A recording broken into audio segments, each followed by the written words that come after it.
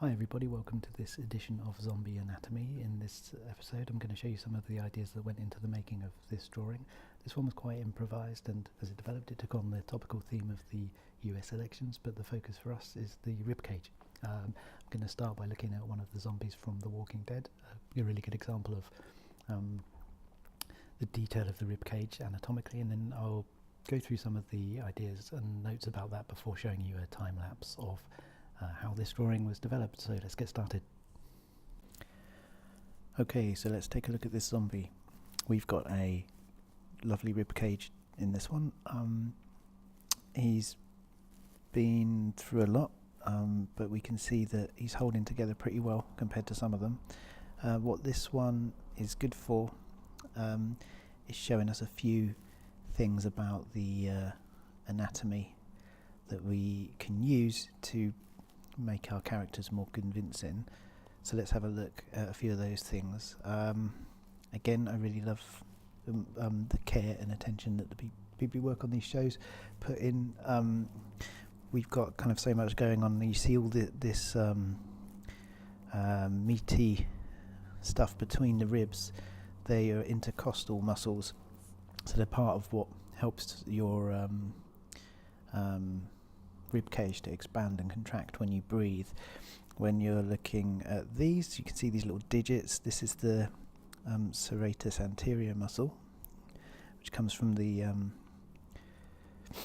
shoulder blade around the back and attaches to these ribs. And then we've got the latissimus dorsi wrapping around from the back too, with its fibres going up, and that's like the back wall of your armpit. Got a little double curve there, gentle double curve, and a spiralling feel to the fibres. So quite a lot going on there. And then we've got the kind of layout of the ribs themselves, which is what I want to concentrate on today. The drawing that I end up doing from looking at this reference was kind of inspired by taking a really detailed look at the rib cage. So what you'll see me talk about very often when it comes to the rib cage is, let's just make another layer, is how important it is to see it as a simple kind of geometric form, like an egg. So basically like that, and we draw a centre line down the front, and then we look at the kind of opening of the rib cage like that, going round to the back, kind of in transparency it's something like that.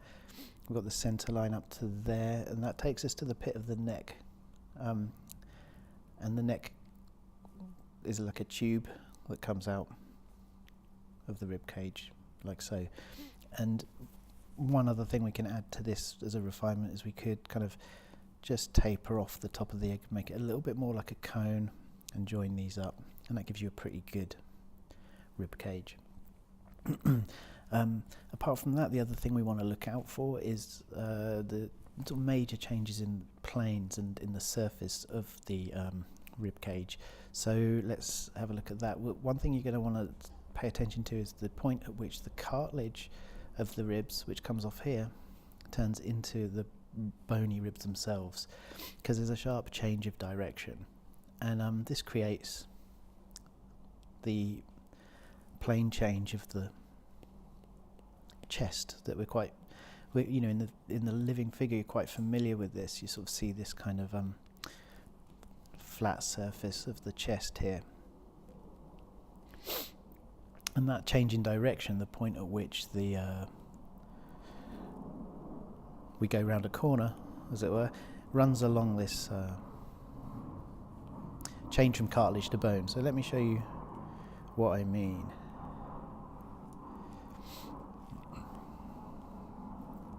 So if we zoom in on here, this is a diagram from Paul Richet's Artistic Anatomy, and I'm going to just identify for you the major elements we want to look at. The first is the breastplate.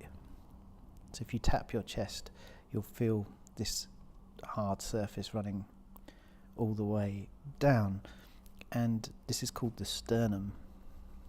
And it's a really easy bony form to remember because it looks like a necktie, and it is in the place where a necktie would be. So it's very convenient in that way. So that's the first thing we want to get. Second is the cartilage. So you see these little joints.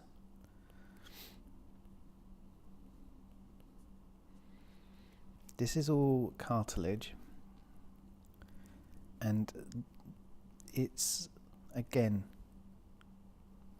to do with how it's possible for the rib cage to expand and contract in the way that it does, because it's mostly rigid bone, but it needs to be able to move so that you can take in air. And the form of this cartilage is really quite important. If you look on a model skeleton, these will be the bits that are usually done in a kind of clear or semi-clear kind of plastic.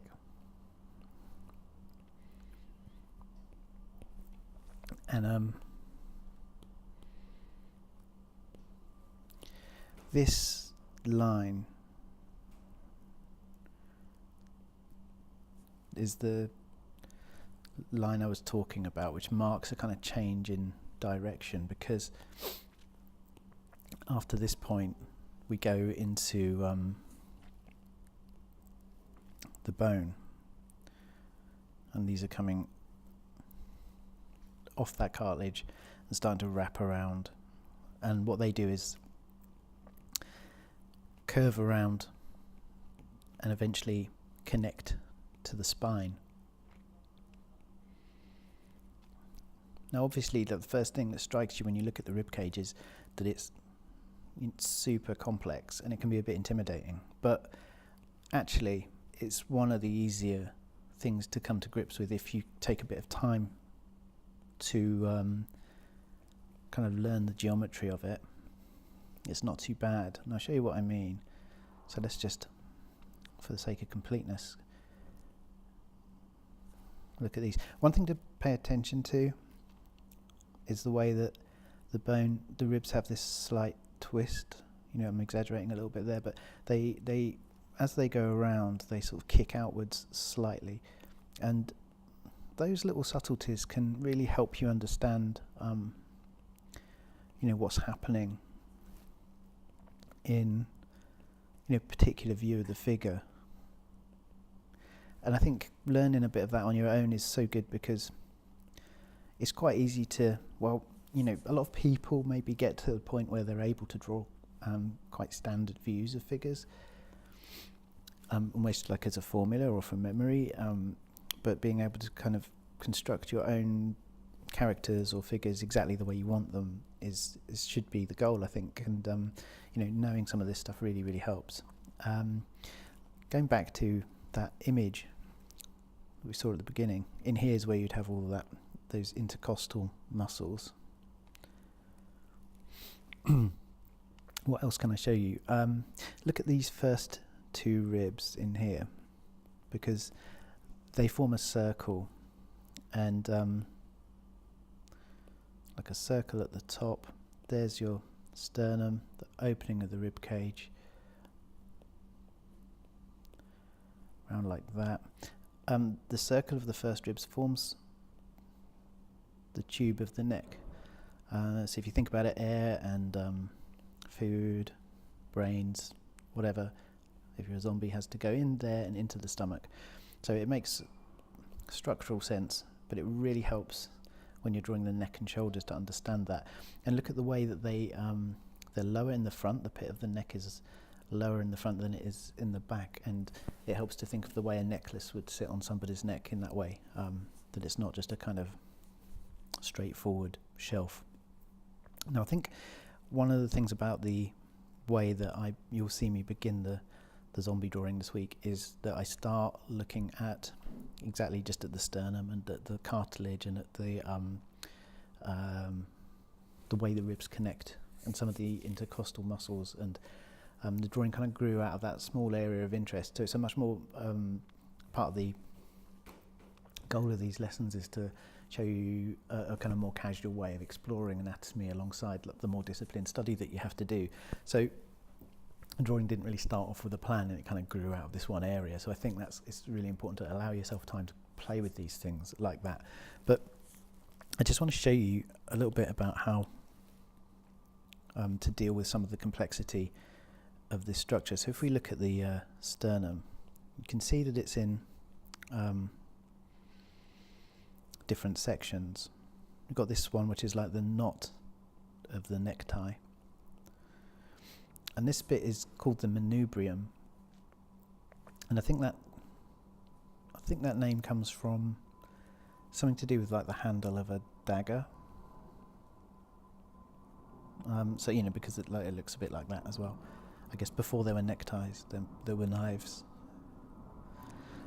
We've got these two other sections, and then we've got this little dangly bit at the bottom called the xiphoid process. Now, let's just look at the way the cartilage comes off the front. We've got the first rib cartilage there. Then you've got in this middle section, you've kind of got 1, 2, 3.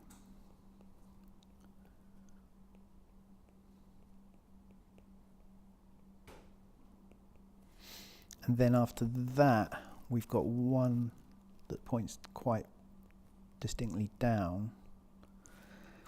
And then you've got this, the rest of the ribs connect to this cartilage that kind of branches out as it goes down, like that. So it's actually not too bad, I don't think, in terms of understanding where to start with the layout of the ribs. You've got these first ones coming off the knot of the necktie, then you've got so the first rib, then you've got 2, 3, 4 and 5, and then the rest come off of these branches of cartilage down here. So there's a sort of framework that you can use to study, and this is the cartilage of the 10th rib, which is really important, one of the ones that sticks out. So there's a start for you on the rib cage. Here you get the plane of the pecs. Your 6-pack would go in there, and we're starting to navigate our way around the anatomy of the torso. Okay, so that's all for this week. I'm going to leave you with a time-lapse video of the drawing I did this week, which turned into a American election special. So, make of that what you will, and have a go yourself. And sign up to the mailing list if you want to get more free stuff. I'm going to put a link in the description for a PDF where you can get these notes that I'm making alongside these videos, and also decent images of the drawings themselves if you want to print them out. This is an ongoing series, so if you want me to cover anything in particular, just drop a note in the comments and let me know your suggestions. I hope you like it.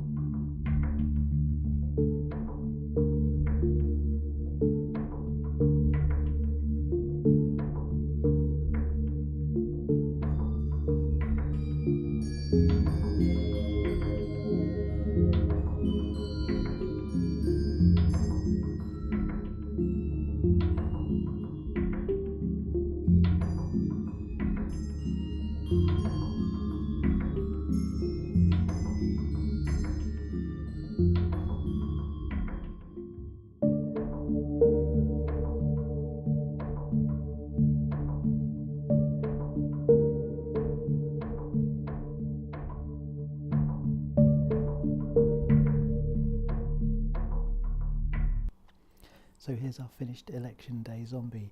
I hope you enjoyed watching him come together. If you'd like to learn more about anatomy, please join the mailing list. The link is in the description, which will take you to a page where you can get download a free PDF ebook that's going to show you some anatomical notes that's relevant to this week's zombie. And by being on the mailing list, you're going to get free lectures here and there, and also special offers on new courses as and when I release them. So please sign up, and I hope you enjoyed the episode, and I'll see you next time.